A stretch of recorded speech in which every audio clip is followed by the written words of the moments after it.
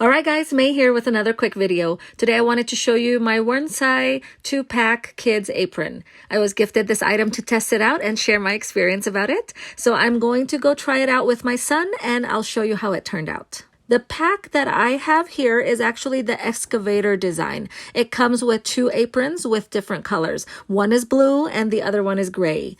The aprons are made of waterproof polyester and they are machine washable. Also, you can hand wash and air dry them as well.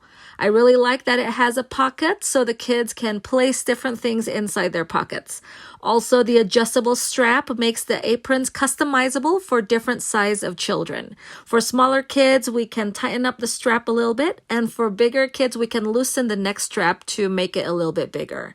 We tried it out while drawing, and I like that it protects his clothes from any messes that might happen when doing art projects.